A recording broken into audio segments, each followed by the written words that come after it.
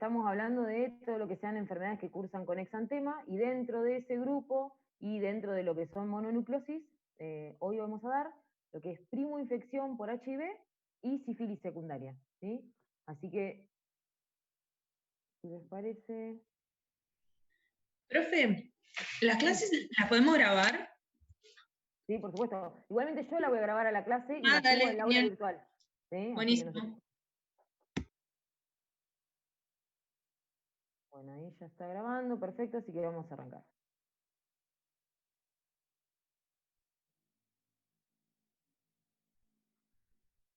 Bueno, decíamos recién entonces que vamos a hablar primero de sífilis secundaria, dentro de lo que son las enfermedades que cursan con exantema.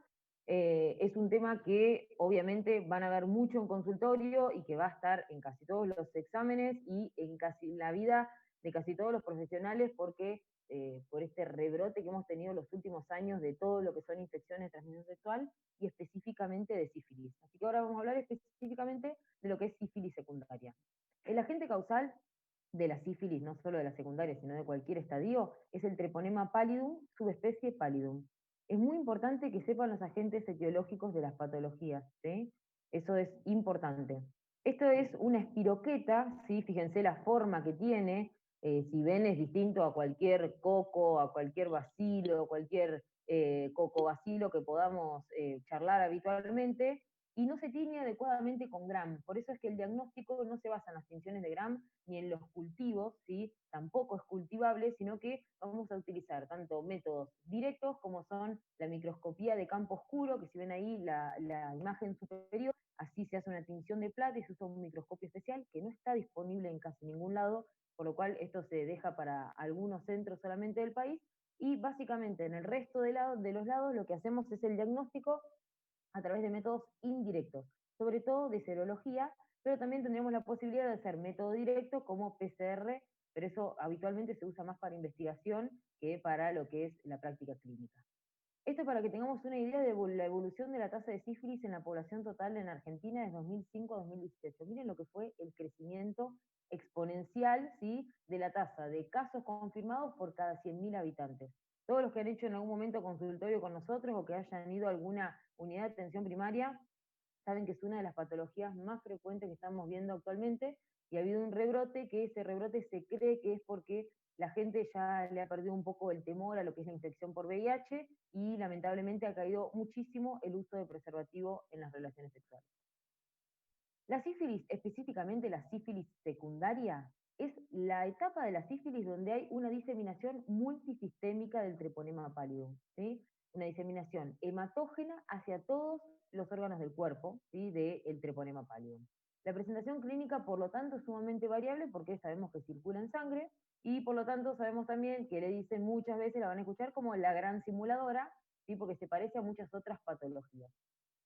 La evolución natural, acá vamos de la evolución natural de la sífilis, inicia primero con la infección, ¿sí? A las 2 o 3 semanas vamos a ver que aparece el chancro sifilítico, que habitualmente aparece en el sitio donde ingresó la bacteria, ¿sí? Si fue a través de una relación sexual vía oral, vamos a poder ver en la boca, en la región de la faringe. Si es a través de una relación vaginal o una relación de un hombre por penetración, vamos a ver lo que aparece en el glande, ¿sí? Así que en el sitio donde se hizo la inoculación es donde aparece, ¿sí?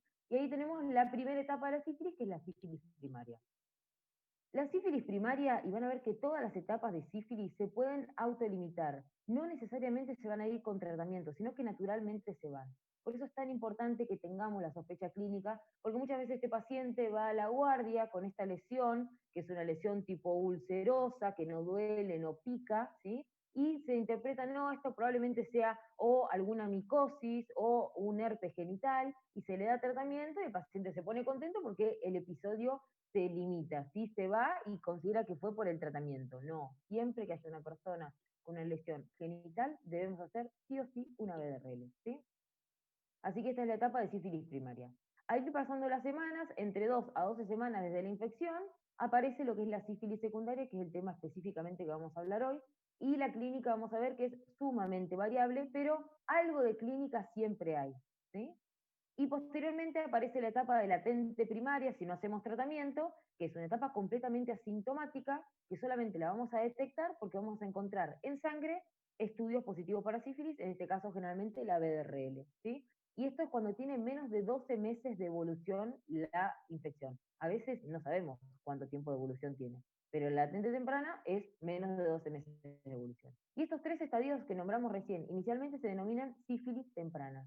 ¿Por qué es importante esto? Porque el tratamiento se divide en si el paciente tiene una sífilis temprana o una sífilis tardía. Así que tengo que saber cuáles son los estadios que componen cada etapa. Posteriormente, pasamos, si el paciente obviamente no recibe tratamiento, pasamos a lo que es la latente secundaria, ¿sí? Que es otra etapa completamente asintomática, que es cuando aparece cuando el episodio ya tiene más de 12 meses de evolución el cuadro clínico, ¿sí?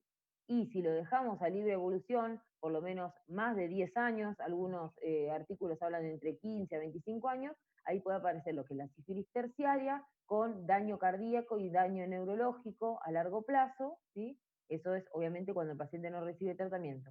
Y la etapa de latente secundaria y sífilis terciaria es lo que se denomina sífilis tardía, ¿sí? Pero lo más importante, lo que más vamos a ver nosotros son todas las etapas de lo que es la sífilis temprana. La sífilis secundaria ya dijimos que es una enfermedad multisistémica, lo volvemos a decir porque no me tengo que quedar solamente con el chancro, no me tengo que quedar, tengo que pensar, eso tiene que abrir mi mente para que yo piense en cualquier otra forma de presentación de esta sífilis, porque sabemos que se disemina por sangre, ¿sí?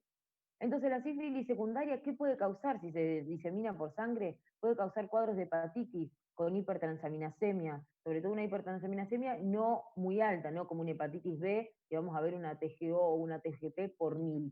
En este caso vamos a ver una TGO por 10, por 5, ¿sí? En un paciente que a veces se interpreta como que es un hígado graso, ¿sí? Porque no tiene ninguna otra manifestación. Bueno, paciente con hipertransaminasemia, tengo que hacer una BDRL.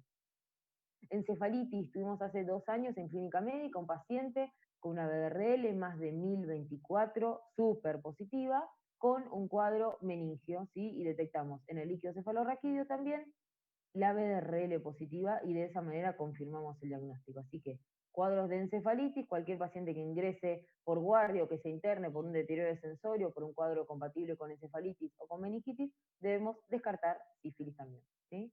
Lesiones en piel de todo tipo, esto es lo que más vemos en consultorio porque es lo que habitualmente lleva a las personas al diagnóstico. Esta es una rociola sifilítica, miren la cantidad de lesiones que hay, ¿sí? Muchas veces es un exantema que es indistinguible de otros, por eso siempre tengo que tener la sospecha clínica y pedir el estudio, ¿sí? La neumonitis, ¿sí? Cualquier episodio de neumonía de tipo atípico, no va a ser una neumonía con un bloque, con una condensación, con derrame, sino que va a ser una neumonía de tipo intersticial, como una neumonía por micoplasma pneumoniae, por ejemplo. Bueno, en el contexto de neumonía, aparte de pedirle el HIV a mi paciente, tengo que pedirle la BDR. Síntomas generales también son muy frecuentes, muchos pacientes lo interpretan como que es un cuadro gripal, porque tienen mialgia, malestar general, astenia, ¿sí? Entonces, en todo paciente con cualquier cuadro clínico, dentro de la evaluación tengo que pedir la BRL.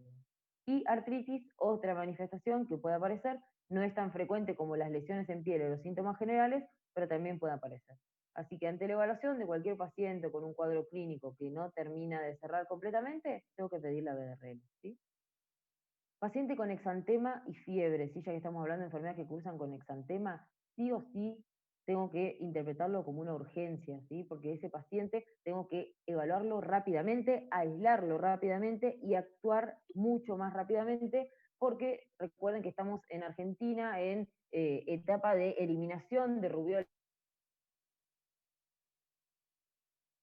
notificación obligatoria para que ese paciente se pueda aislar, se puedan tomar las serologías y las PCRs indicadas, se pueda vacunar a toda la cuadra y se pueda descartar que no sea un cuadro de rubiola y sarampión. Acuérdense que rubiola y sarampión en esta zona de Olavarría, de Tandil, de Azul, hace muchos años que no hay, así que si tenemos un caso, para nosotros es un brote, ¿sí? Así que muy alerta, cualquier paciente con fiebre y lesiones en piel, tengo que descartar rubiola y sarampión.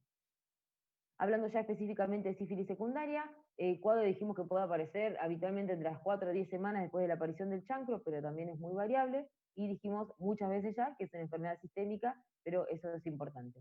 El 70 al 80% de los casos no va a tener mayores síntomas, ¿sí? Pero si tenemos síntomas, vamos a tener pacientes con lesiones cutáneas, maculopapulosas o pustulosas que comienzan en el tronco y las extremidades, y la característica que tiene es que afecta palmas y plantas de pies, ¿sí? No hay muchas patologías que afecten las palmas y las plantas de los pies, ¿sí?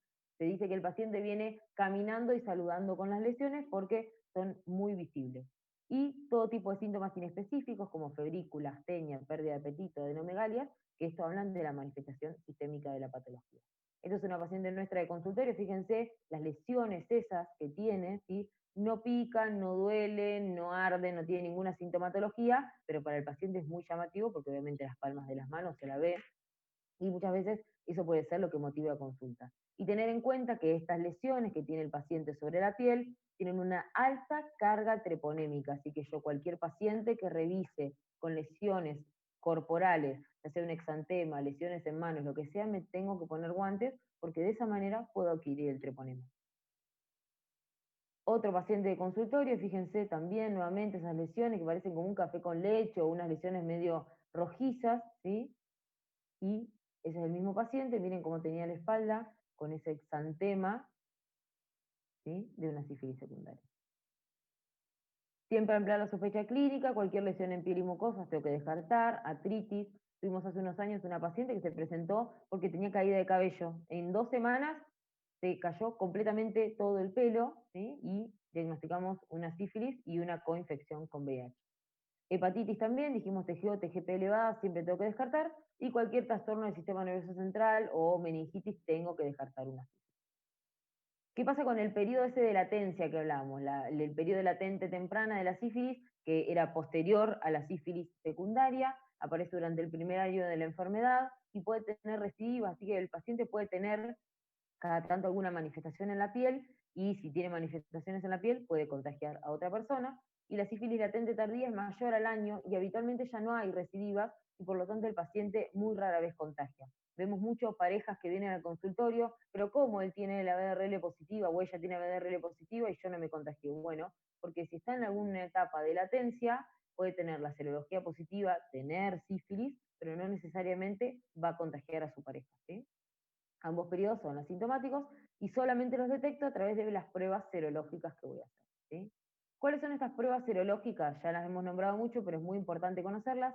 La BDRL cuantitativa, sí o sí tiene que ir la palabra cuantitativa en la orden y sí o sí la tengo que mencionar. ¿Por qué? Porque si yo la pido, yo pongo BDRL, me van a decir positiva o me van a decir reactiva o no reactiva. Y de esa manera yo no sé la titulación, el numerito que acompaña para ver, evaluar en qué estadio puede estar esta sífilis y también para evaluar el tratamiento.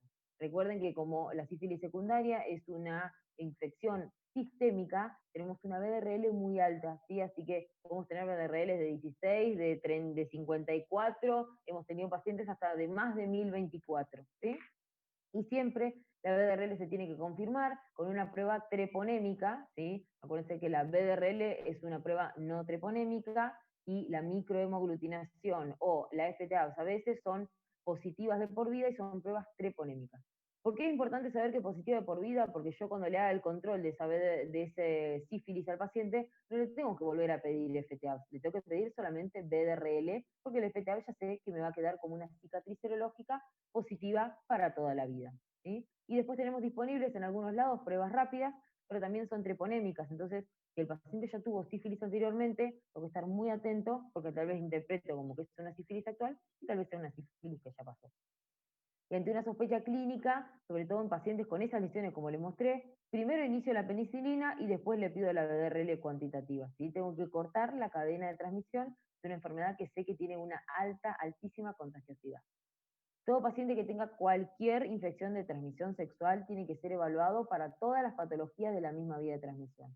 Todo paciente con BDRL positiva tiene que llevar una serología de VIH, antígeno en superficie de hepatitis B, IgG de core de hepatitis B y anticuerpos de hepatitis C, ¿sí? Y evaluar y diagnosticar si el paciente presenta uretritis, si presenta descarga uretral o en el caso de la mujer, flujo vaginal, porque puede haber alguna coinfección con Neisseria gonorrhoeae o con clamidia trachomatis. Así que muy importante que yo descarte el resto de las otras patologías de transmisión sexual. ¿Cómo interpreto los resultados? Dijimos que la BDRL era una prueba no treponémica y la FT-ABS es una prueba treponémica. ¿Qué pasa si la BDRL me da positiva y la FT-ABS también? Ese paciente tiene una sífilis actual o es una sífilis pasada, ¿sí? Porque ya se curó.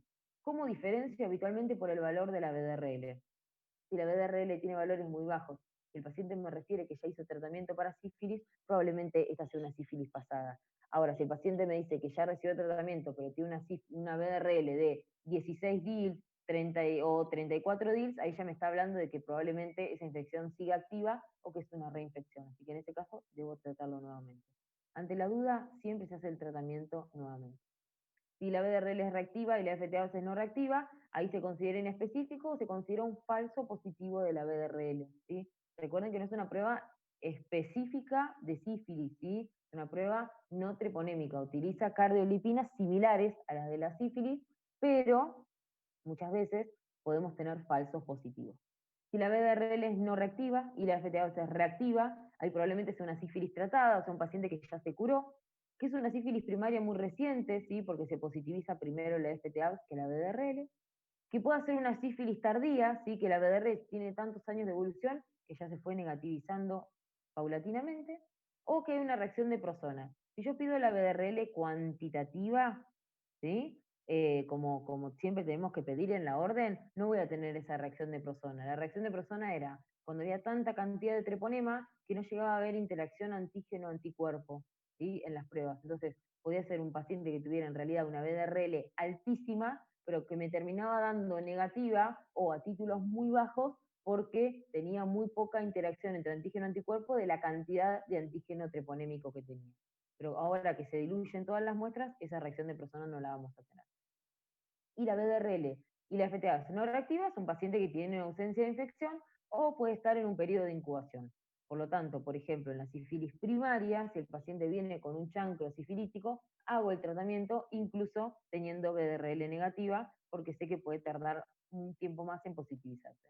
Y recordar que la prueba rápida se comporta exactamente igual que una FTA-B. ¿Sí? Acá vemos la etapa primaria, tiene las pruebas no treponémicas y las treponémicas que pueden ser negativas haciéndose positivas, ¿sí? Así que yo tal vez puedo encontrar un paciente con un chancro, pero que tenga BRL negativa, ¿sí? Así que si yo encuentro un chancro, sobre todo si no duele, no pica, no molesta, tengo que pensar en sífilis y hacer el tratamiento. En la etapa de secundarismo, sí, ahí tenemos siempre positivo la BDRL y la prueba treponémica también. En la etapa temprana y latente tardía también, las dos suelen ser positivas, y en la etapa de terciaria muchas veces ya se empiezan a negativizar esas muestras, por eso hay que ver a veces, por la sospecha clínica que tengamos, si es necesario hacer el tratamiento o no. Sífilis terciaria, la verdad que es bastante raro de ver, yo de hecho no vi ninguno. Esta es la guía que les recomiendo, pone el Ministerio de Salud, guía sífilis de 2019, y todo esto que estamos hablando está explicado ahí, hay unos cuadros, está muy bueno, y esta es la guía nacional de nuestro país. ¿Qué hacemos con el tratamiento? Entonces, dijimos que dividíamos en sífilis temprana y sífilis tardía para el tratamiento. La penicilina G intramuscular benzatínica es la droga de elección en cualquier etapa de la sífilis, ¿sí? En cualquier etapa es la penicilina G intramuscular. En la etapa de sífilis terciaria, que no es muy habitual, habitualmente en este caso usamos penicilina G cristalina, ¿sí? Que es la endovenosa, pero si no, en el resto de los casos siempre es intramuscular. El tratamiento no difiere en personas con HIV, no difiere en gestantes, es exactamente igual en toda la población, y se puede usar clorhidrato de lidocaína como un anestésico local, está aprobado, lo podemos usar para que disminuya un poco el dolor de la inoculación de la penicilina. Y si interrumpo el tratamiento, ¿sí? Por ejemplo, me tocaba una dosis, yo aplico una dosis el lunes, le tocaba al paciente el lunes, y en vez de dársela el lunes, fue el miércoles a darse la dosis, hay que empezar ese esquema de cero, ¿sí? Sífilis primaria, secundaria y latente temprana, que dijimos que era esa sífilis temprana, el tratamiento es, esto tenemos que saberlo, ¿sí? Sí o sí, yo no puedo ir a un examen sin saber este dato porque es muy importante. Penicilina G benzatínica, 2,4 millones de unidades internacionales, una dosis de aplicación intramuscular, ¿sí? En el caso de que el paciente sea alérgico, tengo que evaluar si es alérgico verdadero o no, ¿sí? Pero puedo usar doxiciclina. Sin embargo, tengo que saber que tiene mucha más chance de que este tratamiento no sea tan efectivo como la penicilina. Y la sífilis tardía, terciaria, latente tardía y de tiempo desconocido, o que yo supongo que tiene más de un año de duración, Esto habitualmente es ese paciente que viene asintomático con una BDRL positiva. Desconozco el tiempo de evolución. Entonces, en este caso, es la misma dosis de penicilina benzatínica, pero se da 3 semanas seguidas, una por semana. ¿Sí? ¿Qué hacemos con las parejas de nuestros pacientes? Primera consulta, le puedo hacer el test rápido si tengo disponible, y si no, le tengo que aplicar la penicilina y solicitar BDRL cuantitativa. En la segunda consulta, evalúo esa BDRL. Si la BDRL me da negativa, ya está, esa dosis de penicilina que le di funcionó como profilaxis, no requiere más tratamiento. Ahora, si la BDRL me da positiva, tengo que completar las dosis restantes si es que yo no supiera el tiempo de evolución, porque fuera una sífilis de evolución desconocida. Y en ausencia de síntomas y de BRL no reactiva, se hace una dosis única, profilaxis de 2.4 millones de unidades internacionales, ¿sí? Independientemente de cualquier otra cosa. El seguimiento siempre es con BDRL, porque dijimos que las pruebas treponémicas como la FTA quedan positivas de por vida. En la sífilis temprana, que es lo más habitual, población general, a los 6 y a los 12 meses le vamos a pedir la BDRL control. Y en personas con VIH, a los 3, a los 6, a los 9, a los 12 y a los 24 meses, porque sabemos que tienen más riesgo de recidiva por ese sistema inmunológico que no funciona correctamente. Y en el caso de la sífilis tardía, la población general 6, 12 y 24 meses, y las personas que viven con VIH 3, 6, 9, 12 y 24 meses. ¿Sí? Ahí hacemos un control más a los 24 meses en la población general. ¿Qué tengo que saber del seguimiento? Que más del 15% de los pacientes tardan más de un año en descender los títulos. Así que si esos títulos no aumentan, tranquilidad, que en algún momento van a descender. Si tienen antecedentes de sífilis previa, tiene mayor tiempo para disminuir los valores. ¿Sí? Y si al año no observo el descenso, tengo que evaluar si hay una reinfección o una falla terapéutica. ¿Sí? Y no tengo que realizar control con pruebas treponémicas, ¿no? Porque ya dijimos que quedan positivas de por vida. ¿Sí? La BDRL durante los controles posteriores al tratamiento tiene que ser menor o igual a la BDRL previa, ¿sí? Y si yo sospecho reinfección, ¿cuándo tengo que sospechar reinfección o que una falla al tratamiento? Cuando los títulos aumenten por más de 4, ¿sí? ¿Por qué? Porque acá lo que estábamos diciendo, miren cómo son las pruebas, estos redondelitos que hay acá, eso es un dibujo de cómo se ven las pruebas. La prueba se ve al microscopio, ¿sí? En unos pocillitos donde se mezcla el antígeno del suero del paciente con el anticuerpo que viene en unas gotitas. Si la prueba da positiva, uno que ve en el microscopio se ve unos pelitos que se empiezan a aglutinar. Se llama reacción de floculación. Pero puede ser que un bioquímico la informe positiva, como esta, que es débilmente positiva, o que informe como positiva una que sea muy altamente positiva. ¿Sí? Entonces puede ser que me informe como 2 DILs un bioquímico y el otro bioquímico me informe la misma muestra como 4 DILs. ¿Sí? Por eso preciso que haya un aumento de por lo menos 4 veces, que salte de 2 DILs a 16, de 16 a 64, para yo sospechar que hubo una reinfección. ¿Sí? Algo muy cortito de sífilis gestacional, tener en cuenta que una mujer embarazada con sífilis tiene un riesgo mayor al 50% de que afecte al feto. ¿Está? Dando como consecuencia un recién nacido con sífilis, un recién nacido o que no nazca, que sea un mortinato o un aborto espontáneo. Esta es la preocupación que tenemos actualmente con la cantidad de personas infectadas con sífilis. La probabilidad de transmisión materno-fetal está directamente relacionada con el estadio de la sífilis que esté cursando la madre en el embarazo. ¿Sí? Fíjense que el pasaje a través de la placenta va a ser muy frecuente, entonces hay una gran cantidad de pacientes, de bebés que van a nacer infectados si yo no hago el tratamiento. En la sífilis latente temprana, un 40%, y en la sífilis latente tardía, sí que dijimos que no había ya circulación de troponema en sangre, ya el valor es mucho más bajo. Obviamente todo esto es sin tratamiento. ¿Sí? El tratamiento de elección en embarazada siempre es penicilina. No hay plan B acá, como dijimos, doxiciclina. En la embarazada no hay otro tratamiento, es de elección y es el único tratamiento que existe. Se administró, si debe administrarse la dosis un mes antes del parto. Esto es muy importante para yo asegurarme que ese bebé estuvo adecuadamente tratado. Y la mamá esa tiene que tener una BDRL cuantitativa cada 2 meses y luego durante el seguimiento que tenga títulos estables o en descenso, ¿sí? Para yo confirmar que el tratamiento fue efectivo. Y obviamente debo hacer tratamiento a su pareja obligatoriamente para evitar las reinfecciones. Hemos tenido embarazos con 3 reinfecciones durante el mismo embarazo, ¿sí? ¿Por qué? Porque la pareja no hizo el tratamiento. ¿Qué pasa con la embarazada alérgica a la penicilina? Esto es un gravísimo problema. Primero tengo que realizar una entrevista sobre los antecedentes de exposición previa a la penicilina, ¿sí? Van a ver que muchísima gente dice que es alérgica a la que tuvo al exponerse a la penicilina un derivado, un shock anafiláctico o un edema de glotis. El resto de las personas pueden tener una alergia, pero una alergia leve, ¿sí? Entonces es muy importante recabar este dato y en el caso de que sean mujeres verdaderamente alérgicas, lo que hay que hacer es internarlas, se monitorean en terapia intensiva, ¿sí? Con todo un carro de paro preparado por si hacen un shock anafiláctico, y se hace lo que se llama desensibilización con penicilina, que es administrar bajas dosis de penicilina bioral y ver la respuesta que tiene la madre. Si tiene una buena tolerancia, ahí recién se aplica la penicilina intramuscular. Pero imagínense el caos que es tener una embarazada, imagínense a veces de término o embarazos múltiples en una terapia internada con monitoreo, ¿sí? Por eso es muy importante recabar este dato, a ver si son alérgicas verdaderas o no.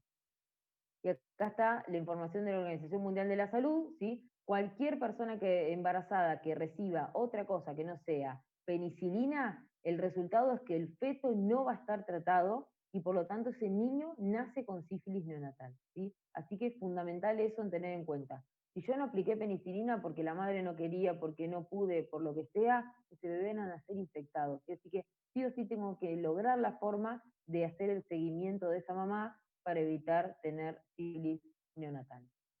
Un resumen cortito de las cosas que no me puedo olvidar: tengo que incorporar la BDRL a la serología de rutina anual. Todos los años, como le pido el colesterol, como le pido la glucemia y le pido obviamente el HIV, le pido BDRL cuantitativa a todos mis pacientes. Tengo que tener un gran nivel de sospecha clínica porque con la cantidad de sífilis que estamos viendo cosas raras. Obviamente, cuando aumenta la frecuencia de una patología, todo lo que era de una frecuencia baja va a aumentar. Entonces tengo que pensar en sífilis habitualmente. Tengo que hacer el tratamiento ya con manifestaciones compatibles, es un tratamiento seguro, no genera resistencia, así que si yo tengo dudas le hago el tratamiento y tengo que tener paciencia para esperar el descenso de la BDRL post tratamiento, porque eso puede tardar, ¿sí? ¿Quieren que charlemos, seguimos con el tema o quieren que hagamos las preguntas sobre sífilis ahora? Tengo una pregunta para ti, Phil. Dale. ¿Qué otras causas hacen elevar la BDRL? La BDRL dijimos entonces, que es una prueba que es con anticuerpos similares a lo de la sífilis, por eso es una prueba, se considera no treponémica, sino que se utilizan sustratos similares, y las causas más frecuentes son, primero, el embarazo, gravísimo problema tener una embarazada con una BDRL falso positivo, pero es una de las causas, y segundo, cualquier patología autoinmunológica, desde una artritis reumatoidea, no sé, cualquier patología reumatológica puede generar anticuerpos símil los de la sífilis y nos va a dar BDRL positiva. ¿Cómo termino diferenciando si es una BDRL positiva o no? Con la prueba treponémica. Así que sí o sí tienen que estar las dos para que yo pueda hacer una buena evaluación. El problema es cuando la paciente ya estuvo tratada para sífilis anteriormente, me viene la BDRL positiva y yo sé que esa prueba treponémica me va a quedar positiva de por vida, ahí estoy un poco complicada para hacer la evaluación, pero ante la duda se hace el tratamiento y se ve qué pasa con esa BDRL. Bien, gracias. Tengo otra pregunta. Muy bien, sí. Ya no se usa más entonces que a cualquier paciente con sífilis eran 3 dosis de penicilina, solamente en ciertos casos. Exactamente. Eso, el mundo entero siempre usó una dosis para sífilis temprana y 3 dosis para sífilis tardía. Acá en Argentina hubo un tiempo en el cual hacíamos 3 dosis y 5 dosis, y ahora nos ajustamos a lo que es la evidencia científica a nivel mundial, que hacemos 1 y 3. Bien, gracias.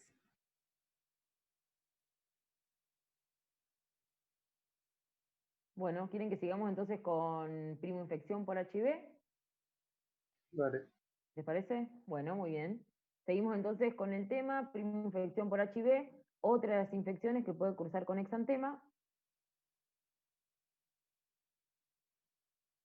Bueno, la primera infección por HIV en este caso la estamos nombrando y estamos viendo esta clase en realidad porque queremos hacer hincapié sobre todo en lo que es el diagnóstico de VIH, ¿sí? Sabemos que el virus es un virus de estructura ARN, es una dentro de la familia de los retroviridae, tiene múltiples, ¿sí?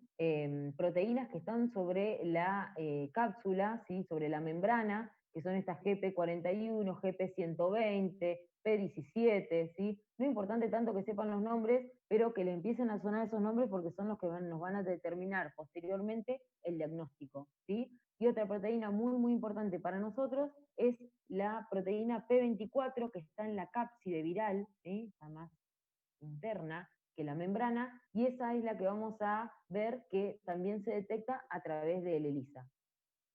Cuando una persona adquiere la infección por VIH, fíjense acá, en el día 0 de adquisición de la infección, tiene un periodo que se llama periodo de eclipse, ¿sí? Que es un periodo donde yo no puedo detectar la infección porque ahí el virus se está diseminando y está empezando a tomar células del cuerpo humano para reproducirse. Recuerden que los virus no tienen capacidad de reproducción propia, sino que requieren sí o sí de una célula huésped que los albergue y que les preste toda la maquinaria que tiene la célula para poder tener la reproducción viral. A partir del día 10, si yo hago estudios, pero no estudios habituales, sino que estudios de laboratorio muy específicos que generalmente se hacen para investigación, a partir del día 10 empieza a subir lo que es la cantidad de virus en plasma, ¿sí? RNA de HIV en plasma empieza a subir y más o menos al día 20, ¿sí? 25 ya es altamente positivo, ¿sí? Este virus, ¿yo cómo lo voy a detectar? Habitualmente a través de la carga viral famosa, que es el control que le hacemos a nuestros pacientes, tanto para el diagnóstico como para el control posterior, ¿sí? Esto es la famosa carga viral, es esa técnica que me permite detectar el HIV RNA en el plasma, ¿sí?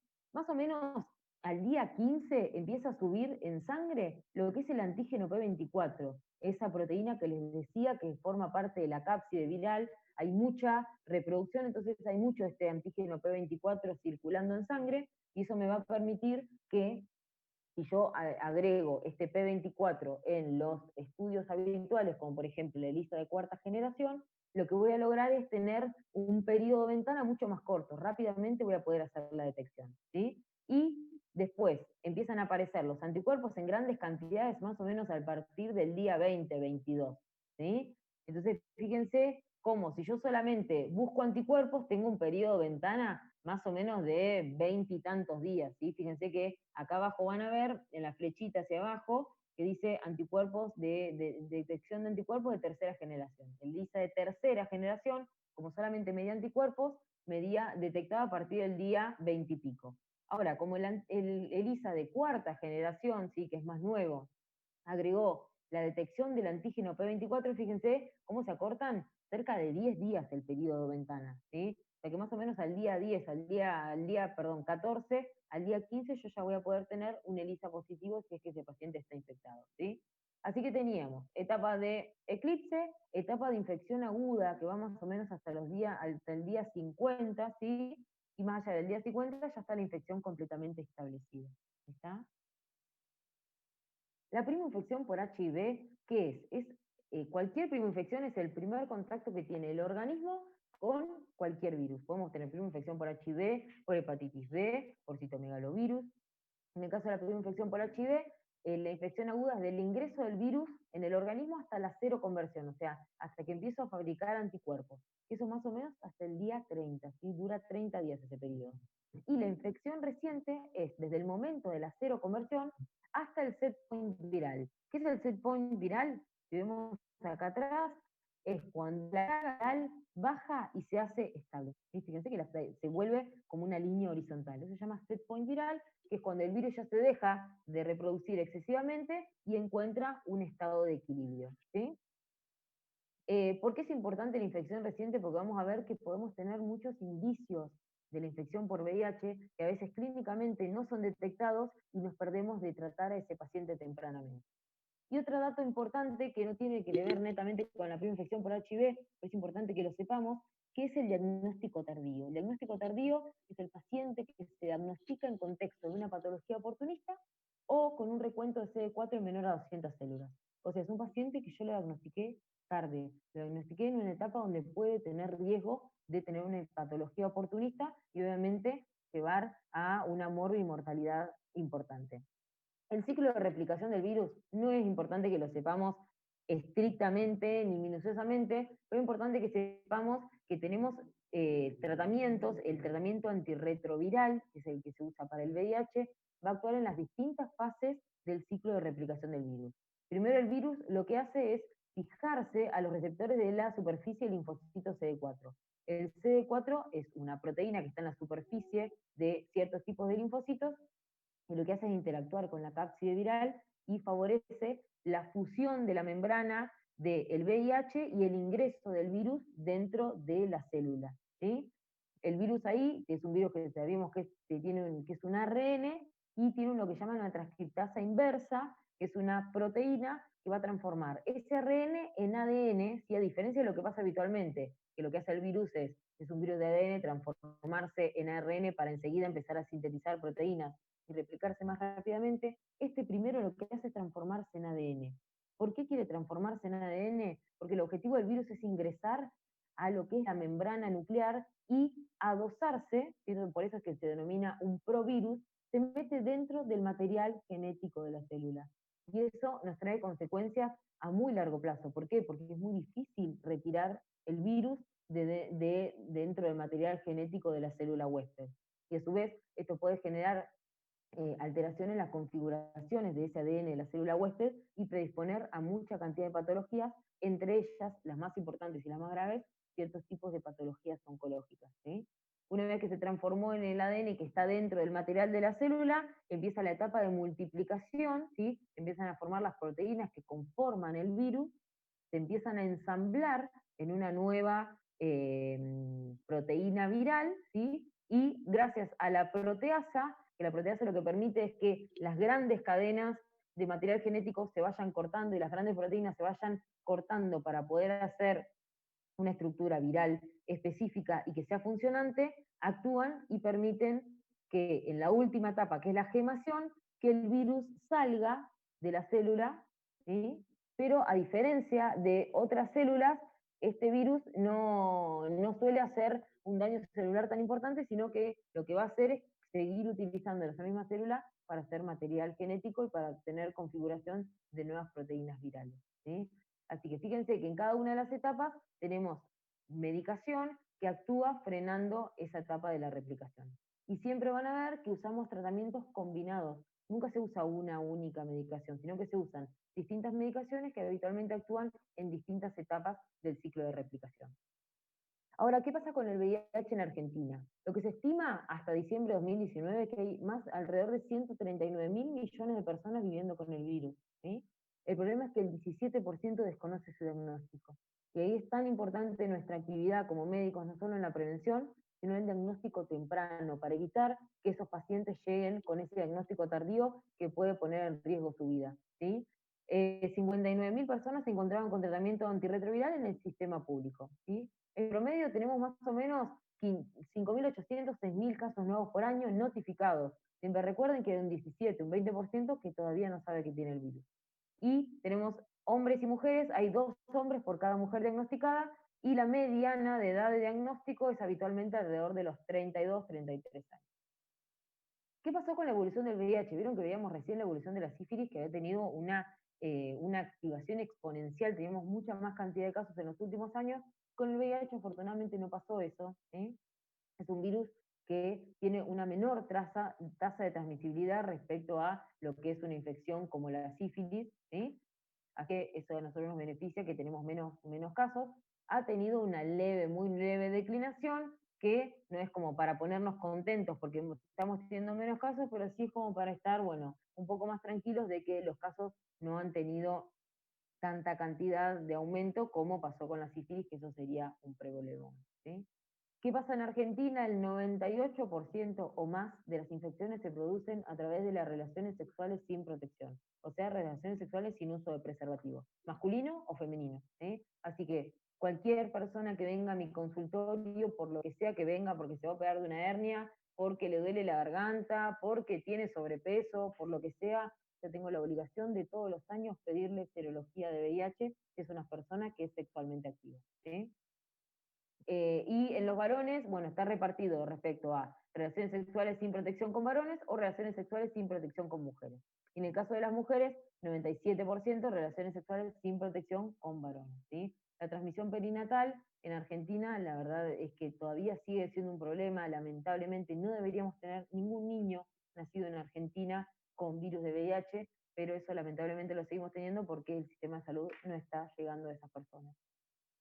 Y acá lo que hablábamos recién, diagnóstico tardío, paciente que yo diagnostico con una infección no oportunista o paciente que yo diagnostico con menos de 200 CD4. Es un paciente que va a estar en riesgo, ¿sí? Y alrededor, fíjense, del 36% de las personas la diagnostico tardíamente, ¿sí? Entonces eso es mucha gente que va a ir a consultar al médico por cualquier otra cosa y el médico tal vez no le pida ningún estudio o le pida otros estudios y faltó el VIH, que hubiera sido un diagnóstico oportuno para empezar rápidamente el tratamiento.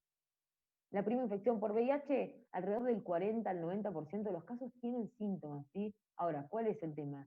Que los síntomas se pueden confundir con cualquier otro síntoma. Por ejemplo, un síndrome pseudogripal, fiebre, poliadenopatía, cefalea, artralgias, mialgias. Fíjense cómo esto pasa de largo como un cuadro gripal, ¿sí? Por eso es importante que todos los años, sí o sí, tengan todos mis pacientes una serología de VIH realizada. Cualquier episodio de exantema. ¿Cuánta gente va a la guardia con exantema y se lo interpreta como que es un cuadro alérgico? Se le da loratadina o algún antihistamínico, se cura solo ese paciente, listo, no pasó nada. Bueno, ahí me perdí una oportunidad de diagnosticar tanto VIH como hacer el diagnóstico de una sífilis secundaria. Cuadros neurológicos ya son más raros y en algunos casos también se pueden presentar con patologías oportunistas. Ahora hace unos más o menos 20 días tuvimos un paciente internado en el hospital que creemos que era una prima infección por HIV, porque tenía muy buena cantidad de CD4, y sin embargo hizo un cuadro de una neumonía por neumocistis, ¿sí? O sea que ese paciente es un paciente que si bien yo lo agarré en la etapa temprana, es un paciente que progresó muy rápidamente. Entonces sí o sí era muy importante que nosotros hiciéramos el diagnóstico para poder hacer un tratamiento rápido. Y hay gente que se presenta completamente asintomática, ¿sí? Entonces todos los años, una vez por año, serología de VIH. Vamos a hablar un poquito de las pruebas diagnósticas. Las técnicas diagnósticas, como cualquier patología, yo tengo las técnicas indirectas que detectan anticuerpos y las técnicas directas que detectan directamente ya los antígenos, ¿sí? Las técnicas indirectas en VIH son el ELISA, ¿sí? Que es el ELISA del que vamos a hablar más ahora, es el de cuarta generación, que es el que usamos actualmente. Las técnicas, otra de las indirectas, es el Western blot, que van a ver que está entrando en desuso, y técnica directa, la carga viral, que es a través de una PCR, ¿sí? Pero es importante saber que tengo técnicas indirectas y directas. Las técnicas indirectas pueden tener falsos positivos, las indirectas no, porque directamente busco el antígeno, ¿sí? Entonces, esto es para el diagnóstico, que con estos tres test que sepan, está perfecto. Tengo la ELISA de cuarta generación que dijimos que detectaba no solo anticuerpos de IgM, IgG, sino que esto sí es muy importante y lo tienen que saber, que detecta el antígeno P24, que conforma parte de la cápside del virus, ¿sí? Entonces, eso hace que se acorte mucho el periodo de ventana, que mucho más rápidamente ese test se haga positivo durante la evolución. ¿Cuál es la sensibilidad? 99,5%. ¿Y cuál es la especificidad? Más de 99,8%. Por eso si un paciente tiene un VIH negativo, muy probablemente no tenga VIH. Y si tiene un VIH positivo, muy probablemente tenga VIH. ¿Sí? Siempre hablando de ELISA de cuarta generación, ¿sí? Así que ya, por más que este test nosotros siempre lo confirmemos, ya un ELISA positivo o un ELISA negativo me da muchísima información como yo para confirmar o descartar parcialmente la infección. Y el periodo de ventana es de 2 semanas, porque acuérdense que empezaba a aparecer en sangre el antígeno P24, más o menos alrededor del día 14, 15, desde la adquisición de la infección. Después tenemos el Western blot, que ahora vamos a ver un poquito más qué es, pero antes cuando yo estudié, por ejemplo, infecto, el diagnóstico se hacía a través del ELISA de cuarta generación y después se pasaba a un Western blot. Ahora actualmente van a ver que hacemos ELISA de cuarta generación y ya directamente pasamos a la carga viral. No hacemos Western blot, ¿sí? El Western blot es un estudio de electroforesis en gel. Lo que se mide es proteínas, ¿sí? En sangre de anticuerpos de distintas partes del virus. Y se van a ver así, como una rayita, ¿sí? De acuerdo al peso molecular de cada proteína, y de acuerdo a la cantidad de esas proteínas que se expresan, se va a considerar como Western blot positivo o como Western blot negativo, o si alguna de esas proteínas están presentes, pero no todas, puede ser un Western blot indeterminado que haya que hacer nuevamente.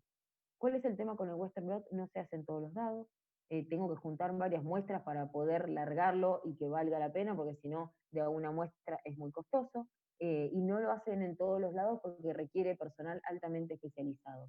Así que Western blot, como nosotros hacíamos ELISA, hacíamos Western, y después sí tenemos que ir a la carga viral para poder hacer el diagnóstico, porque la carga viral me decía con qué carga viral empiezo y cómo voy descendiendo con el tratamiento. La verdad que Western blot ya se dejó de usar porque era un paso intermedio que ahora con la carga viral tan efectiva, incluso barata y disponible que tenemos en todos lados, no valía la pena tener ese paso intermedio. Acá vemos lo que son los periodos ventana. El ARN del VIH, que lo vamos a detectar a través de la carga viral, más o menos al día 10 ya lo puedo detectar. Al día 15 ya empieza el antígeno P24 a mostrarse en sangre, entonces el ELISA de cuarta generación ya va a dar positivo. El ELISA de tercera generación no, fíjense que tiene un periodo de ventana de 20 días. ¿Sí? Y el Western blot indeterminado aparece alrededor del día 30, ¿sí? Pero el Western blot positivo ya pasando el día 30 ya se empieza a positivizar porque empiezan a aparecer todas las bandas, porque se empiezan a expresar todos los anticuerpos de todas las proteínas que conforman sobre todo lo que es la membrana viral. ¿Sí? Y después tenemos los ELISAs de segunda generación, alrededor de 30 días tardan en positivizarse, y los ELISAs de primera generación alrededor de 40 días. ¿Sí? Por eso van a ver que hay mucha gente que dice, no, porque el periodo de ventana del VIH es de 6 meses. Eso es totalmente falso. Eso con los antiguos estudios que se hacían. El periodo de ventana actualmente, una ELISA cuarta generación, es 14 días. ¿Sí? El nuevo algoritmo de diagnóstico, entonces dijimos que el Western blot ya no lo usamos. ¿Cuál es el propósito de cambiar el algoritmo? Que yo tenga un acceso más rápido al diagnóstico desde tanto centros de testeo voluntarios como diagnósticos de laboratorios clínicos, y tener tiempos y recursos optimizados para lo que es el diagnóstico de la infección. ¿Sí? Este es el algoritmo actual de Argentina. Tenemos inicialmente como test de screening, primer contacto para evaluación, una ELISA de cuarta generación. ¿Sí? Si la ELISA de cuarta generación me da negativo, ese paciente se considera negativo para VIH. ¿Excepto qué casos? Excepto que yo esté pensando que ese paciente puede tener una prima infección por HIV. Por ejemplo, un paciente que viene a consultarme con adenopatías exantema y que tiene BDRL negativa, tiene otras serologías negativas, no es un cuadro alérgico, estoy pensando que puede ser una infección por VIH, en este caso voy a repetir el ELISA más o menos al mes. Pero si es un paciente que viene por control de consultorio asintomático y es negativo, se considera negativo. Ahora, si el ELISA me da positivo, ¿qué tengo que hacer? Tengo dos caminos. El camino más frecuente ahora actualmente en Argentina es pasar a esta flechita que dice C2, donde yo puse carga viral. Directamente con el ELISA positivo, que obviamente es un ELISA y después se vuelve a hacer nuevamente, serían dos ELISAs de entrada, es la carga viral. Si la carga viral es detectable, yo tengo virus de VIH en sangre. Ya no preciso ningún otro estudio confirmatorio, ya lo confirmé, ¿sí? ¿Qué mejor que detectar en sangre directamente el virus? No hay ningún estudio más eficaz que eso. Si eso me da detectable, se considera positivo para VIH, ¿sí? Si la carga viral me da no detectable, pero yo tengo una ELISA de cuarta generación positivo, ¿qué puede ser? Que sea un falso positivo de la ELISA de cuarta generación. Entonces, ¿qué es lo que hago? Paso al Western blot. ¿Sí? Y con el Western blot termino de definir. Si el Western blot es positivo, ya ese paciente es positivo, y seguramente le voy a repetir la carga viral en 15 días, porque tal vez es uno de esos pacientes que no hizo una carga viral muy importante. Si me da negativo, es negativo para VIH, porque ya tengo una carga negativa y un Western blot negativo, probablemente se lo vaya a repetir en unos meses. Y si es indeterminado, nuevamente vuelvo a iniciar el algoritmo con nuevas muestras luego de más o menos 15, 20 días, donde yo ya sé que ya pasé los periodos mentales. Pero en Argentina, ELISA de cuarta generación positivo, se hace un nuevo ELISA de cuarta generación y ahí paso a la carga viral. Finalmente, con esos 3 pasos simples, ya tengo el diagnóstico. ¿Qué pasa con el Western blot indeterminado? ¿Por qué indeterminado?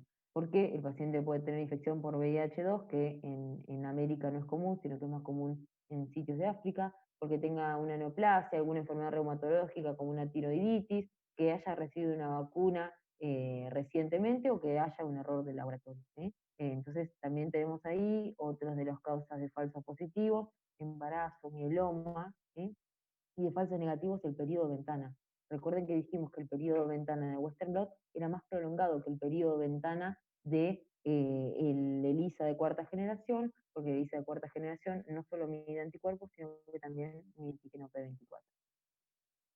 Cuando yo hago la solicitud de serología de VIH, la puedo hacer en cualquier muestra, sin necesidad de tener ninguna clave ni de nada, pero sí necesita ese paciente firmar el consentimiento informado. Tengo que explicarle al paciente qué es lo que voy a hacer, por qué le voy a pedir la serología, qué vamos a hacer si esa serología viene positiva. Y tiene que dejar por escrito su consentimiento de hacerse el estudio, ¿sí? Si el ELISA da positivo, ahí voy a pedir la carga viral confirmatoria, y voy a pedir las otras que nosotros denominamos como coinfecciones. ¿Por qué coinfecciones? Porque son infecciones que se adquieren por la misma vía que la infección por VIH, por vía sexual generalmente. ¿Qué le voy a pedir entonces a mi paciente que ya confirmé que tiene infección por VIH? Antígeno de superficie de hepatitis B, anticore de hepatitis B y anticuerpos del antígeno de superficie, ¿sí? Yo tengo que saber cómo es el estado inmunológico de ese paciente respecto a la hepatitis B.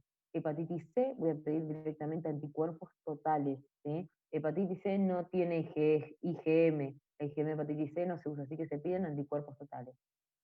IgG de toxoplasmosis, eso va a estar cayendo en desuso progresivamente, pero era muy frecuente, sobre todo en las etapas donde el paciente se diagnosticaba tardíamente, que podía presentarse ya con manifestaciones de toxoplasmosis. Lo mismo con citomegalovirus, pero no me puedo olvidar de la BRL cuantitativa nuevamente, porque muy frecuentemente puede haber coinfección. ¿Qué tengo que hacer con mi paciente? Entonces, bueno, yo ya hice el diagnóstico de VIH, ya pedí todos los estudios de serologías, de otras serologías, y tengo que ver en qué estadio clínico está mi paciente y cuál es el valor del linfocito CD4, que dijimos que eran esas células que más frecuentemente se veían afectadas por la infección por VIH. La categoría clínica, ¿sí? Que son categorías del CDC, tenemos categoría clínica A, B y C. La categoría clínica A es el paciente que está sintomático o que tiene una linfadenopatía generalizada, o el paciente que yo diagnostico en la etapa de infección aguda por VIH, ¿sí? O sea que menos de 6 meses. El estadio B es el paciente con síntomas, pero que no es ni categoría A ni categoría C, el que está en el medio, ¿sí? Y categoría C, ahora vamos a ver que son todas las que se denominan patologías marcadoras de SIDA o infecciones oportunistas, ¿sí? Acuérdense que el paciente adquiere la infección por VIH, que es el virus de la inmunodeficiencia humana, y a medida que va pasando el tiempo, si no recibe tratamiento, lo que nos va a pasar es que ese paciente va a tener, puede progresar hacia el SIDA, que es el síndrome de inmunodeficiencia humana, ¿sí? Que es el estadio final o más avanzado de la infección por VIH, ¿sí? Entonces, categoría A, B y C clínicamente, y otra de las cosas que vemos es el valor del linfocito CD4. El valor del linfocito CD4 puede ser, si es mayor de 500, el paciente inmunológicamente está muy bien; si tiene menos de 200 o hasta 499, es una categoría intermedia; y si tiene menos de 200, ya es una categoría, nosotros decimos 3, ¿sí? Entonces, de acuerdo a la categoría CD4 y a la presentación clínica, se van armando categorías, ¿sí? ¿Cuál es el paciente más grave? Obviamente, el que tiene menos de 200 CD4, ¿sí? Y el que tiene una enfermedad marcadora, ¿sí? Así que todos esos pacientes que están con ese recuadrito rojo se consideran pacientes con cuadros muy avanzados, y son esos pacientes que nosotros decimos que hicimos el diagnóstico tardíamente, ¿sí? Así que menos de 200 CD4 es la clave, junto con la clínica, para nosotros decir, este paciente tiene, nosotros decimos, enfermedad avanzada por VIH o categoría SIDA. Entonces, el paciente, el punto de corte es 200 CD4. Si tiene más de 200 CD4 y una categoría clínica A y B, no se considera diagnóstico tardío. Yo empiezo tratamiento, pero yo tengo una cierta tranquilidad de que ese paciente probablemente no presente patologías oportunistas. Ahora, si el paciente tiene menos de 200 CD4 o alguna enfermedad marcadora, el paciente hay que seguirlo muy de cerca, porque puede tener cualquier tipo de infección que no se haya manifestado previamente, ¿sí? Categoría clínica B, que dijimos que no era ni el asintomático ni la infección marcadora, tenemos muchas, pero las más frecuentes que vamos a ver nosotros en consultorio va a ser la candidiasis orofaringea, si ese paciente que se presenta con muet oral, en la boca, esos signos de cándida a nivel de la boca, un SIL de alto grado, carcinoma in situ. Recuerden que el cáncer de cuello es una de las patologías que más están asociadas en las mujeres al VIH, así que sí o sí la mujer tiene que hacerse por lo menos un Papa Nicolau una vez por año, ¿sí? Y esos síntomas que no terminan de cerrar por ningún lado. Paciente con fiebre o con diarrea de más de un mes, ¿sí? No es un paciente asintomático, pero no es una infección marcadora, entonces es la categoría clínica B. Y la categoría clínica C va a ser ese paciente que tenga infección marcadora. Las más frecuentes, porque la lista es muy amplia, van a ser para nosotros candidiasis esofágica, que es ese paciente que se presenta con muguet oral, pero que a su vez tiene dificultades para tragar, que le molesta, que siente que cuando traga después tiene que vomitar porque la comida siente que no le pasa. Todas esas son manifestaciones de categoría C de infección por VIH, ¿sí? Después tenemos otras infecciones, por ejemplo, cáncer de cuello invasor, que está asociado al VIH, es una patología que se considera marcadora. Toxoplasmosis cerebral es otra muy frecuente, así que es ese paciente que va a venir a la guardia con cefalea, malestar general, puede tener episodios de coma, convulsiones, que vemos unas tumoraciones cerebrales que a veces se confunden con tumores y que es una manifestación de la toxoplasmosis cerebral. Tuberculosis, cualquier forma de tuberculosis en HIV es una categoría marcadora. PJP, que es Pneumocystis jirovecii, neumonía, que es la neumonía por Pneumocystis jirovecii, que es una de las patologías más frecuentes que vemos, que es un tipo de neumonitis que habitualmente genera dependencia de oxígeno y puede llevar a la muerte del paciente. Y el síndrome de desgaste, que es ese cuadro que tienen muchos de nuestros pacientes que tienen descenso de peso, pérdida de masa muscular, diarrea, episodios de fiebre intermitente, pero que no están asociados a ninguna patología oportunista específica. No hay un hongo, no hay un parásito, no hay una bacteria que esté causando esto. Bueno, es el virus de VIH que está causando esto. ¿Sí? ¿Cómo evalúo entonces a mi paciente? Dijimos que tenemos que descartar que no tenga hepatitis B, hepatitis C ni sífilis. Tengo que evaluar el estadio inmunológico con el valor de CD4 para ver en qué categoría está mi paciente. Tengo que hacer las vacunas. Como todo inmunocomprometido, obviamente tienen que recibir vacuna de hepatitis B, pero antigripal y antineumocóxica sí o sí. La antigripal todos los años y la antineumocóxica va a recibir primero la 13 valente, que es la Prevenar, que es la conjugada, y a los 2 meses por estar inmunocomprometido va a recibir la 23 valente, que es la polisacárida. Si tiene menos de 65 años, voy a dar un refuerzo a los 5 años. ¿Sí? Y recuerden que hay vacunas que en pacientes inmunocomprometidos no pueden recibir. Fiebre amarilla, varicela, vacuna de zóster, vacuna de rotavirus, sabino oral.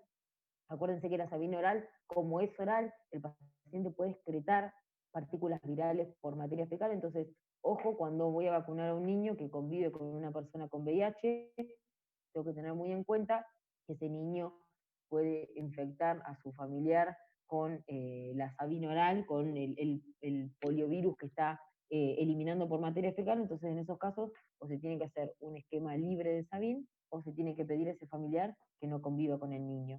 Tengo que evaluar siempre tumores asociados, sobre todo en la mujer, tengo diagnóstico de VIH, automáticamente la tengo que mandar a la ginecóloga para descartar que no haya ninguna lesión por VPH. Y fundamental hoy en día, súper confirmado a través de la evidencia científica, el inicio de tratamiento antirretroviral temprano. Si es posible, en la primer consulta médica sería muchísimo mejor. ¿Por qué? Porque eso demostró que mejora la adherencia y que reduce la mortalidad.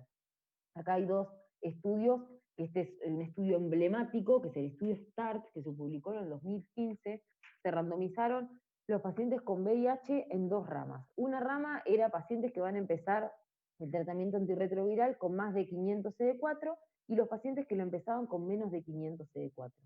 Fíjense cómo el porcentaje de pacientes desde que empezaron con el tratamiento hasta el primer evento, ¿sí? Fíjense que primer evento adverso, ¿no? Puede ser, por ejemplo, una patología oportunista. Los que empezaron con más de 500 CD4, fíjense que casi no tuvieron patologías oportunistas. En cambio, los que empezaron con menos de 500 CD4 tuvieron mucha más chance de una patología oportunista, sobre todo tuberculosis, ¿sí? En Argentina, con la prevalencia de tuberculosis que hay, tengo que estar muy atento y enseguida empezar tratamiento antirretroviral. Y el otro estudio es el estudio temprano, que también es muy conocido, que al paciente se le daba tratamiento antirretroviral y profilaxis para tuberculosis, porque fue un estudio hecho en África, y dio exactamente lo mismo. Los pacientes que iniciaban el tratamiento antirretroviral muy rápido, fíjense que la probabilidad de mortalidad a los 30 meses era del 5,7%. Ahora, los que empezaron con CD4 más bajos, 14,1% de probabilidad de mortalidad a los 30 meses. ¿Sí? Así que es fundamental el diagnóstico temprano y el tratamiento temprano. ¿Sí? Y hay un estudio, otro de los estudios muy importantes, el estudio Partner, así como compañero en inglés, que es un estudio de 2016 de Francia, que lo que hicieron es mezclar parejas cero discordantes. Pareja cero discordante es cuando una de las personas de la pareja es positiva para VIH y la otra persona es negativa. ¿Qué se hicieron en este trabajo? A la persona que tenía VIH se le dio tratamiento antirretroviral y se logró que negativice el virus, o sea, que esa carga viral esté indetectable. Sabemos que el virus de VIH no se cura, pero que el tratamiento logra que la carga viral se negativice. En el caso de las parejas que tenían, una de las personas era negativa y la otra era positiva con tratamiento antirretroviral, pero con carga viral indetectable, no hubo ninguna transmisión sexual. ¿Sí? Así que lo que se demostró con este estudio es que el VIH, cuando el paciente está indetectable, el virus es intransmisible. Y eso es muy importante no solo para las parejas cero discordantes, que uno es positivo y el otro negativo, sino también para las personas gestantes que desean tener un bebé, ¿sí? De esa manera se puede generar una relación sexual segura, ¿sí? Sin transmisión, y a su vez generar que ese bebé nazca sin VIH. ¿Sí? Esta es la presentación del ministerio, y igual ahí, indetectable es igual a intransmisible. La ausencia de transmisión sexual de VIH bajo tratamiento antirretroviral y que tiene carga viral indetectable. Eso es fundamental, esto hay que explicárselo a los pacientes y reafirmárselos que van a tener una vida plena completamente una vez que uno inicie el tratamiento antirretroviral y que logra negativizar la carga. Así que como conclusiones de la clase de hoy, fundamental el testeo frecuente, una vez por año, tanto de VIH como de sífilis, el tratamiento temprano que demostró múltiples beneficios, el tratamiento como prevención, porque si yo tengo una persona que es positiva y logro que se negativice esa carga, no va a generar ninguna transmisión, entonces el tratamiento también funciona como prevención para una comunidad. Indetectable es igual a intransmisible, y fundamental, trabajo de todos los días, frenar el estigma de las personas que viven con VIH a nivel mundial. Bueno, los casos clínicos los vamos a dejar para otro día porque si no es demasiada información. ¿Alguna pregunta, algo que no les haya quedado claro, algo que quieran que ampliemos un poco más?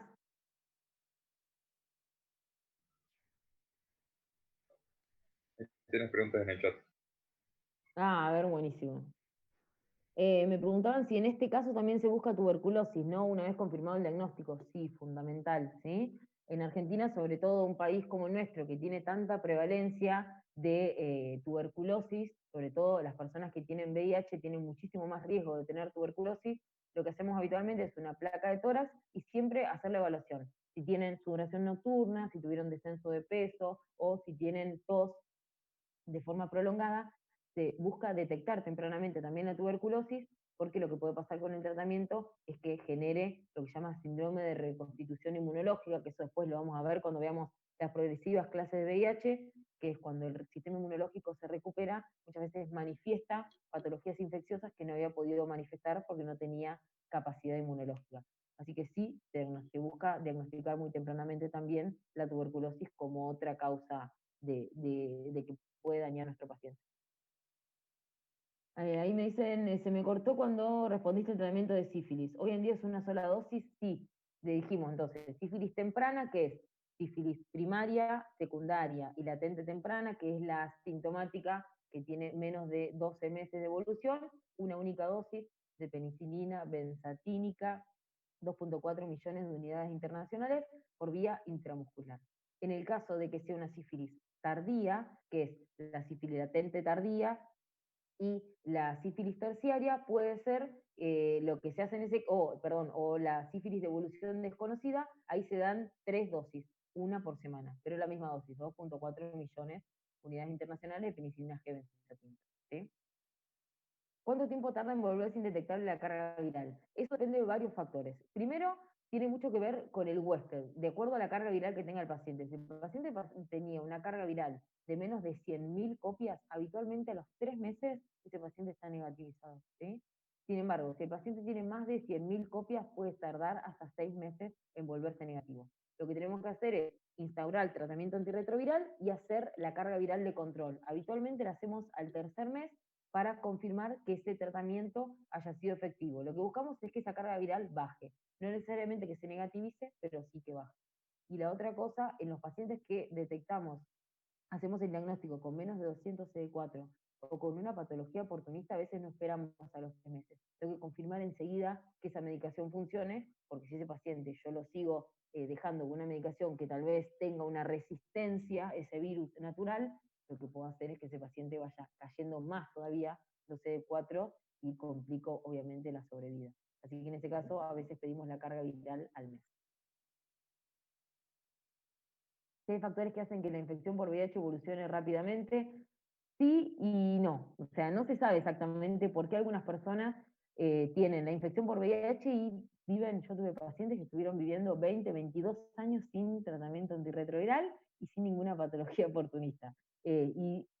Por otro lado, tenés pacientes que se hace el diagnóstico y la persona puede llegar a tener a los 2, 3 meses una patología oportunista o incluso tenerla oportunista durante la infección temprana o esta prima infección.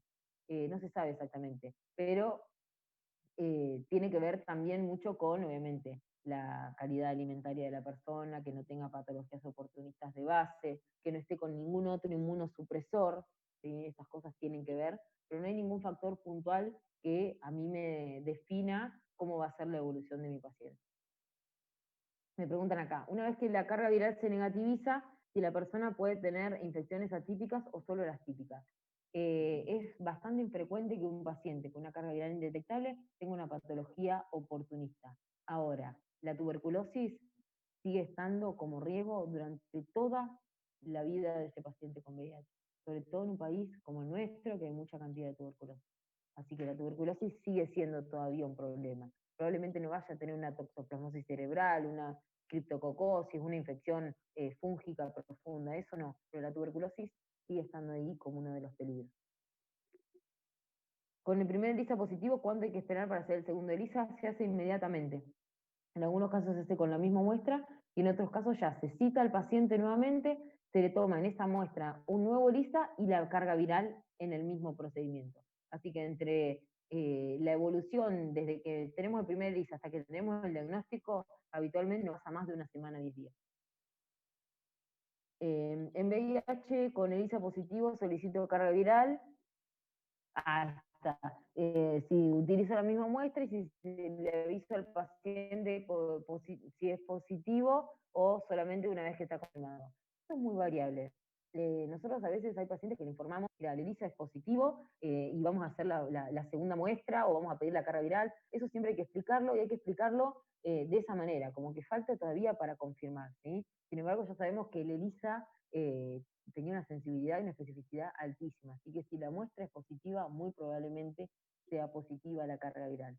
Lo que tenemos que ver en esos casos es un numerito que viene al lado, ustedes le van a informar ELISA, cuarta generación, VIH, reactivo, ¿sí? Y entre paréntesis le van a poner RP o valor de positividad o rango de positividad. Eso es qué tan positivo fue ese ELISA. Si el estudio de ELISA da positivo con un valor de 1 o más, y el paciente tiene, por ejemplo, como el paciente que atendió de la mañana, 1500 de RP, la verdad es que no es muy frecuente que ese paciente vaya a tener un falso positivo, ese paciente tiene VIH, ¿sí? Obviamente tengo que esperar la carga viral para confirmarlo, pero ese numerito del RP me sirve para saber si esto puede ser un falso negativo o no. Si es alto, muy probablemente no sea un falso negativo y sea una infección verdadera. ¿Qué más? Si tenemos que saber el tratamiento de VIH, la profilaxis post-exposición. No, el tratamiento de VIH no. De hecho, solamente los que manejamos el tratamiento de VIH somos los infectólogos. el médico, ni siquiera los clínicos manejan esto, así que no es necesario que lo sepan. Lo que sí tienen que saber es que mientras más tempranamente se haga mejor, que el tratamiento siempre es combinado, y siempre tener en cuenta que hay que evaluar que no haya interacciones con la medicación, pero el nombre de las drogas y eso no es importante. ¿Sí? En Olavarría están aumentando, disminuyendo los casos de VIH, están estables. Estamos teniendo más o menos ya hace unos cuantos años alrededor de un diagnóstico por mes, ¿sí? En Olavarría. Y están estables.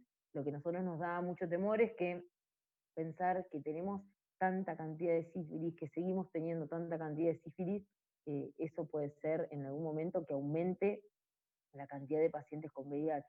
Entonces, bueno, ese es el temor que tenemos de ver que no se está usando el preservativo. Porque, bueno, la sífilis, si bien puede afectar al bebé y puede dar lesiones en piel y demás, con penicilina se cura. El VIH es algo que te va a acompañar de por vida, al menos por ahora.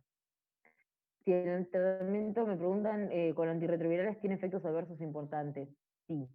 El problema hoy en día de la infección por VIH ya no son casi las patologías oportunistas, porque una vez que nosotros diagnosticamos al paciente y le ponemos tratamiento, el tratamiento es de excelente calidad, baja rápido la carga viral, recuperan los CD4, el paciente se siente mejor, recupera peso. Ahora, aparecen un montón de otras patologías, sobre todo la patología cardiovascular.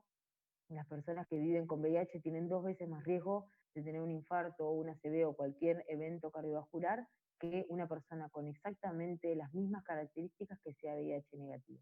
Y eso se cree que es, por un lado, por la gran prevalencia que tienen de factores de riesgo. Si ustedes van a mi consultorio van a ver que la mayoría de mis pacientes fuman, y eso nos cuesta mucho lograrlo.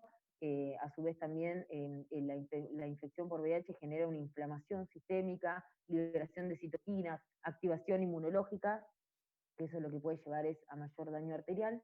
Y por el otro lado, el uso de la medicación antirretroviral, como me preguntan ahí, sobre todo lo que son algunos de los inhibidores de proteasa que se usaban anteriormente, o los inhibidores de la transcriptasa reversa, los de primera generación sobre todo, generaron mucha dislipemia y en algunos casos llevaron a muchos pacientes nuestros a la diabetes.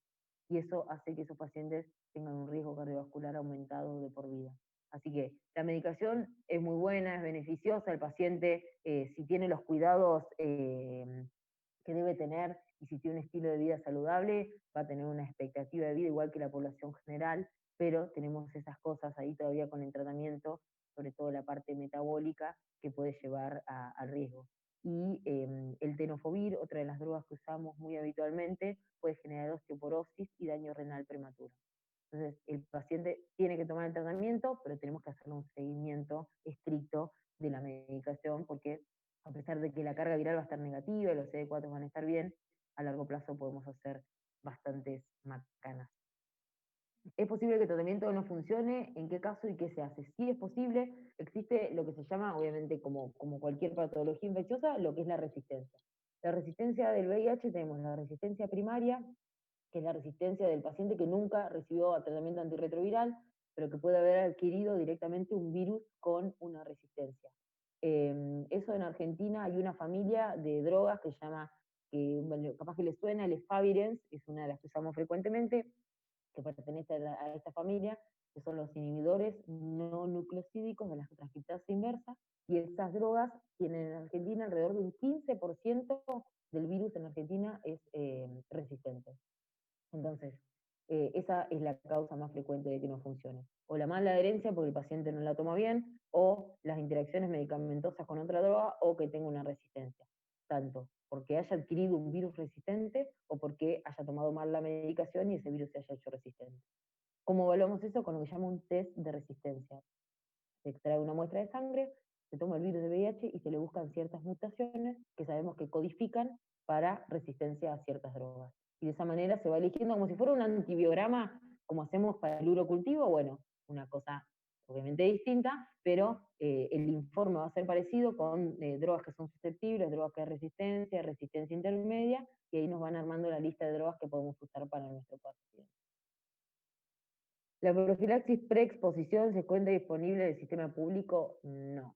La profilaxis, nosotros tenemos para VIH dos tipos de profilaxis. La posexposición, que es, por ejemplo, yo estoy trabajando en el hospital y me pincho con un paciente, ¿sí? Un paciente VIH o un paciente que conozco su estatus serológico.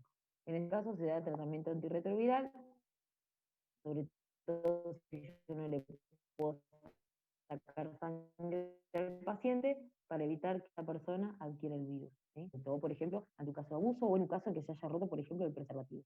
Ahora, después tenemos lo que es la profilaxis pre-exposición, que es usar tratamiento antirretroviral para prevenir la infección por VIH. Esto se utiliza sobre todo en Europa para poblaciones de alto riesgo, ¿sí? Había fiestas, en Europa se usa mucho lo que se llama chemsex, que era utilizar todo tipo de drogas y hacer fiestas sexuales, entonces esa gente obviamente tenía un riesgo de adquirir VIH altísimo. Entonces en esos casos se usaba lo que es la profilaxis pre-exposición. En Argentina no está disponible porque todavía no se ha definido quién la va a pagar, y la otra cosa importante es definir exactamente quiénes van a ser los grupos que la reciban, pero por el momento no tenemos. Ojalá tuviéramos.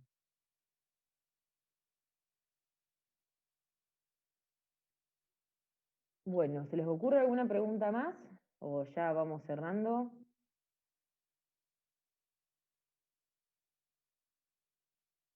Bueno, la clase igual va a quedar grabada y la vamos a dejar disponible en el aula virtual, ¿sí? Les recomiendo entonces que busquen del Ministerio de Salud la guía de sífilis, esa que les mostré, la figurita, y también hay varias guías del Ministerio sobre VIH.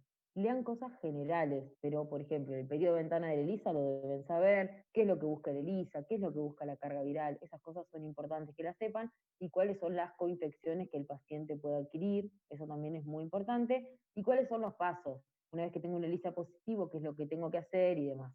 Esas son las cosas más importantes para nosotros. Pregunto si los parciales de infectos siempre van a ser con clínica. Creería que sí, por ahora sí, el final no, por separado, pero creo que los parciales van a ser juntos. Si podemos tener la clase de antibióticos, sí, estamos viendo si hacemos un curso de antibióticos directamente, pero si no vamos a hacer la clase de antibióticos, que la deberíamos dividir en 2 o 3 partes porque es bastante pesada, chicos. Así que sí, vamos a hacer, sí, en algún momento del año vamos a hacer la clase de antibióticos que siempre la piden. Bueno, muy bien. Estuvimos hablando como 1 hora y 20, así que